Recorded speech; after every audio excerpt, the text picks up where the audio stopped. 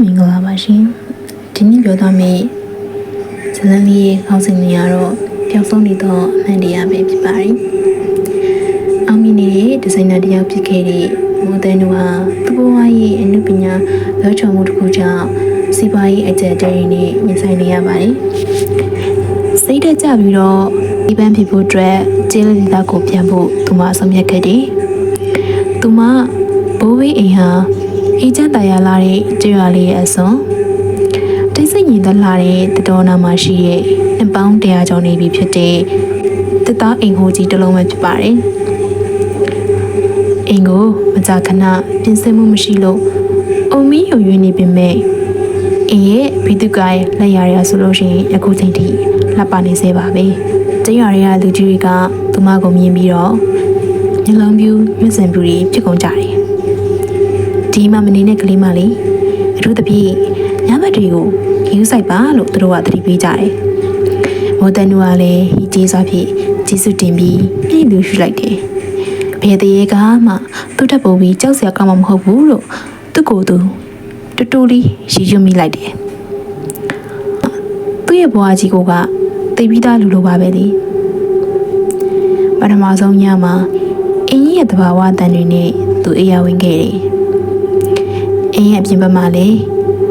လီဘီလင်းရင်းနေတိုက်ခတ်နေတယ်။ဒါပေမဲ့ညတခေါင်ချိန်ရောက်တဲ့အခါမှာတော့နိုင်လက်တန်နဲ့ဟာမြည်လာခဲ့ပြီးနိုင်လက်တန်မြည်ပြီးရဲ့နောက်ပိုင်းမှာအရှမ်းကိုကွင်းကွက်ထင်ရှားနေတဲ့အတန်တန်ကိုသူကြားလိုက်ရတယ်။အဲ့ဒီအတန်ကတစ်သားချမ်းမျိုးပေါ်မှာရှောက်နေတဲ့ဖနက်တန်ဖြစ်တယ်။ထိုဖနက်တန်ဟာအေဦးကန်စီကနေတစ်စိတ်ခပ်ဖြည်းဖြည်းလေးသူ့အခန်းဝါးဒီကိုရောက်လာခဲ့တယ်။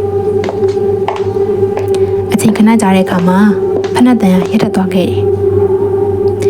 မိုးတဲနူကလည်းစိတ်လှုပ်ရှားပြီးရင်ခုန်တဲ့ဒရုန်းမြင်နေခဲ့တယ်။သူမကအိယာထဲမှာပဲလုံးဝမလုံးမရှက်ပဲနေခဲ့မိတယ်။နိုင်ပေါင်းများစွာကြာပြီးတဲ့နောက်မှာအတန်ကပျောက်သွားခဲ့တယ်။ဒါပေမဲ့သူမအိတ်မပြောခဲ့ဘူး။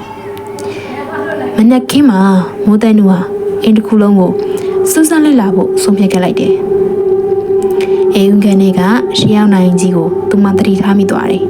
။ထိုနိုင်ရဆိုရင်တစ်သားကိုယ်ရရှိပြီးကျေးဝါတိုင်းခွဲတွေနဲ့နိုင်လက်တန်အရှိ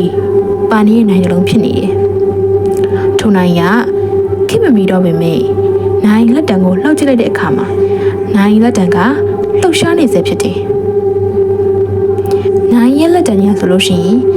နိုင်12နိုင်ကိုညွန်ပြနေကျေးရွာတွေကစက်ကြီးတိုင်းမူဦးအေးကျော်စီမှာသူမဒီအိမ်နဲ့ပတ်သက်ပြီးတော့မင်းမြတ်မှုသွားခဲ့တယ်။ဦးအေးကျော်ကအားလေးဖြော့သွားပြီးဖြစ်ရအောင်တစ်ခုကိုပြန်လည်ပြောပြလိုက်တယ်။ဒီအိမ်မှာမင်းသမီးရဲ့အဖွားအရင်ကနေခဲ့တဲ့အမနှစ်ယောက်ရှိရဲ့။အကြီးမကမခင်မောင်နဲ့အငယ်မကမဆန်းရင်လို့ခေါ်တယ်။သူတို့နှစ်ယောက်ကဒီအိမ်ထဲမှာပဲကြီးပြင်းလာခဲ့ကြတယ်။မခင်မောင်ကလှပပြီးတော့စိတ်ခက်တယ်နေကြေးရတွေကဆရာဝန်လေးနဲ့ချစ်ကြိုက်ခဲ့ကြတယ်မဆိုင်ကတော့မလှပပေမဲ့စိတ်ထားကောင်းနေသူမကညီမအကြိုက်ကိုသိတော့သူ့ရဲ့ချစ်သူကိုသူကဆွန့်ခဲ့တယ်ဒါပေမဲ့မခင်မောင်နဲ့ဆရာဝန်လေးရဲ့လက်ထပ်ဝဲမတိုင်ခင်ညမှာအကြီးဖြစ်သူမခင်မောင်ကလောဝက်စာနဲ့ကွယ်လွန်သွားခဲ့တယ်ကြေးရတွေကလူတွေကလည်းသူမကိုရေကန်နဲ့တွေ့ကြလို့အသက်ဆုံးသွားပြီလို့ပဲထင်ခဲ့ကြတယ်။